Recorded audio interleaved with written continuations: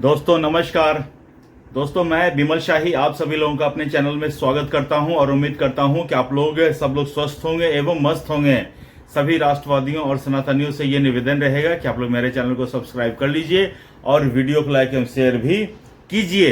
दोस्तों एक बहुत पुरानी कहावत है, अब पछताए क्या होत जब चिड़ियां चुग गई खेत। तो उसी तर्ज पर मैंने आज का टाइटल रखा है कि अब बैठक बुलाने से क्या फायदा जब बागी सांसदों ने स्पीकर को चिट्ठी सौंप दी। हम बात करने जा रहे हैं महाराष्ट्र के जो शिवसेना उद्धव ठाकरे गुट के जो 6 सांसद हैं जिन्होंने अपनी पार्टी से अलग होकर लोकसभा स्पीकर ओम बिरला जी को चिट्ठी सौंप दिया है कि अब हम इनसे अलग होकर अपना एक अलग गुट बना रहे हैं। और हो सकता है कि अलग अलग गुट बनाने की का मान्यता न मिले, अप्रूवल न मिले, तो हो सकता है ये लोग अपने आप को शिंदे वाली शिवसेना के साथ जो ओरिजिनल शिवसेना है उसमें ये लोग मर्ज कर जाएं। तो जब ये सारा घटनाक्रम दोस्तों घट रहा होता है, पिछले 4-5 दिन से मैं आपको जो भी घटनाक्रम घट रहा है वो मैं बताऊंगा।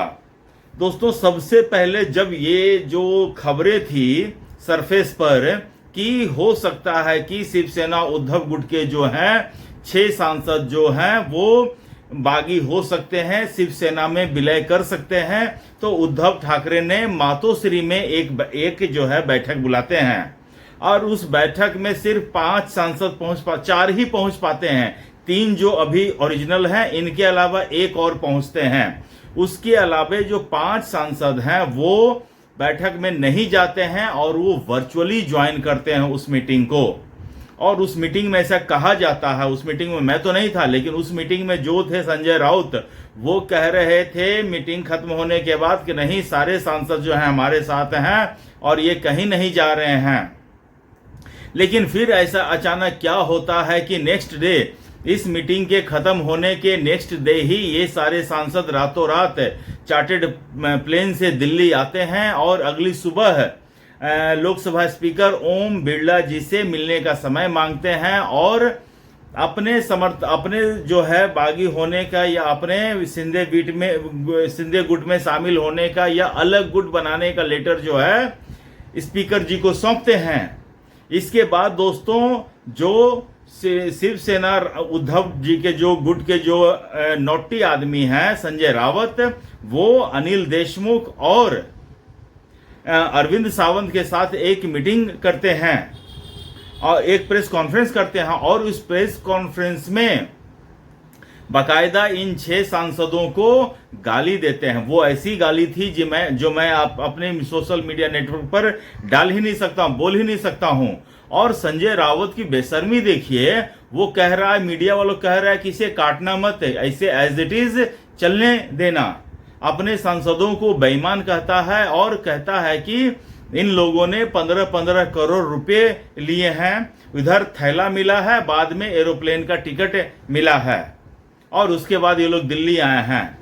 सोचिए दोस्तों, संजय रावत के पास इसका प्रमाण है या नहीं है मुझे नहीं मालूम, लेकिन संजय रावत ने 15-15 करोड़ में इनकी लगा दी है, बोली कि इन लोगों ने 15-15 करोड़ लिए हैं। जब संजय रावत ने इस चीज की जानकारी एक्स पर पोस्ट करके दी तो तृणमूल कांग्रेस के महुआ मोइत्रा जो हैं वो इनको रिप्लाई करते हुए लिखती है कि ये तो आपके सांसद जो हैं बड़े सस्ते में बिक गए हैं, हमारे वाले तो 4 करोड़ रुपया एडवांस और 1 करोड़ पर मंथ के सैलरी पर गए हैं। तब संजय रावत एडवांस का उसके ऊपर रिप्लाई देते हैं कि नहीं, 15 करोड़ तो सिर्फ एडवांस है, बाकी इनकी बोली तो 50 करोड़ में बिकी है। तो इस तरह से एक रैंडम फिगर लेकर अपने आप चर्चा पे चर्चा किए जा रहे हैं जिसका कोई मतलब नहीं है। दोस्तों सच तो ये है कि ये जो 6 सांसद हैं वो उद्धव ठाकरे के जो रहीसी वाला कल्चर होते हैं, आला कमान वाला कल्चर होते हैं और नेग्लिजेंसी के कारण ये लोग उद्धव ठाकरे गुट से अलग होने का सोच रहे हैं। इसमें से एक सांसद ऐसे हैं जिनके बारे में मैं सुनाऊं टीवी पर कि उनके घर में कुछ मिसहैपनिंग होती है तो उद्धव ठाकरे जी का फोन तक नहीं आता है और इधर से अमित शाह उनको फोन करते हैं। इसी तरह किसी के घर में एक्सीडेंट होता है तो उद्धव ठाकरे उनको एक कॉल भी नहीं करते हैं और इधर से अमित शाह का कॉल जाता है। तो इस तरह से जब आप अपने सांसदों का ख्याल नहीं रखेंगे, मोरली रखना होता है, इमोशनली रखना होता है और हर तरह से ख्याल रखना होता है। जब आप अपने सांसदों का ख्याल नहीं रख सकते हैं तो आपके सांसद आज नहीं तो कल अलग हो ही जाएंगे। उन्हें तो इधर भी रहकर सांसद ही रहना है, इधर भी रहकर सांसद ही रहना है। तो इधर आने से उनको फायदा ज्यादा दिख रहा है ना, कि हम सांसद रहेंगे तो इधर से फंड हो सकता है, कुछ मिले, अपने क्षेत्रों में हम विकास कर सकते हैं। अगर किसी की किस्मत जाग गई तो हो सकता है वो मंत्री भी बन जाए। तो तमाम तरह की अटकलें होती हैं। लेकिन उद्धव ठाकरे जो है अपने अहंकार के कारण, अपने पुत्र मोह के कारण बाकी सारे सांसदों को समझते हैं कि उनके नौकर हैं। अब जब इतना घटनाक्रम हो जाने के बाद जब 6 सांसद हैं वो अलग गुट बनाने के लिए लोकसभा स्पीकर को चिट्ठी सौंप देते हैं, उसके बाद उद्धव ठाकरे ने अपने सांसदों के लिए दिल्ली में आज एक बैठक बुलाई है और इस बैठक में उन्होंने आने के लिए व्हिप जारी कर दिया है। और इन्होंने कहा है कि अगर व्हिप का उल्लंघन होता है तो हम अपने सांसदों को बर्खास्त करेंगे, सो कॉज नोटिस भेजेंगे। और दोस्तों ठीक वैसा ही हुआ। बैठक में भाग लेने के लिए सिर्फ 3 सांसद ही पहुंचे, बाकी जो 6 सांसद थे जो अलग गुट बनाने की मांग कर रहे थे वो लोग बैठक में नहीं गए। दोस्तों हर एक चीज का अपना एक रूल होता है, नियम होता है। आप कल को अपने घर में बैठक कर रहे हैं, उसके लिए अगर आप व्हिप जारी करते हैं तो इसका कोई मतलब नहीं होता है। व्हिप जारी होता है सिर्फ और सिर्फ संसद की कार्रवाई के दौरान।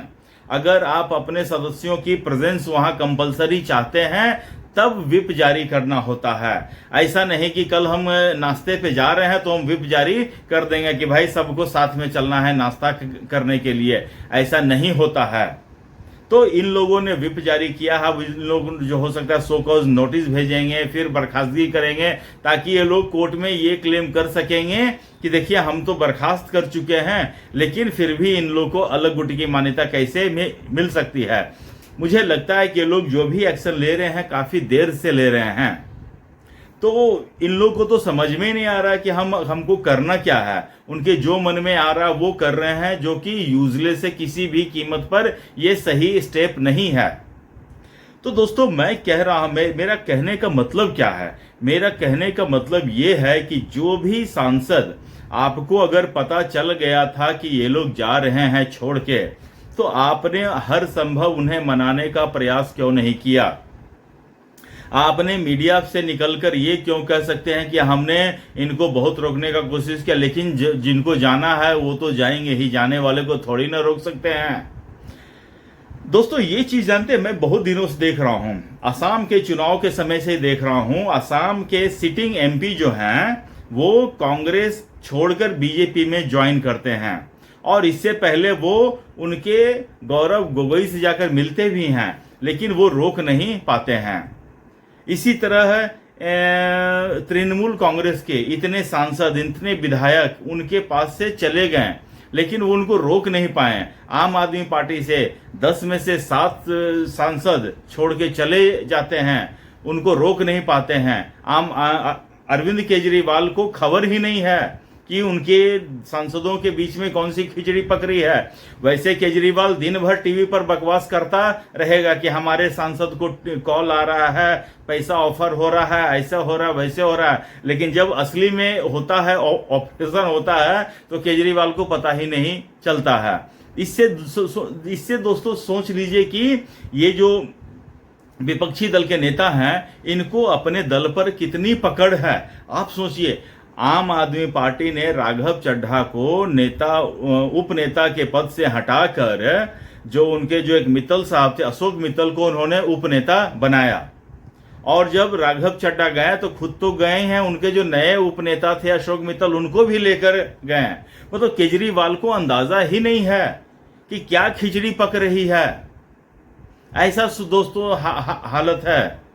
इसी तरह आप देखिए टीएमसी में इनको पता ही नहीं चल रहा है, ममता बनर्जी को पता ही नहीं चल रहा है कि यूसुफ पठान, मिताली बाग जो हैं, या फिर जो हैं सयानी घोष, या फिर सुदीप बंदोपाध्याय, ये सारे इनको छोड़कर जा सकते हैं।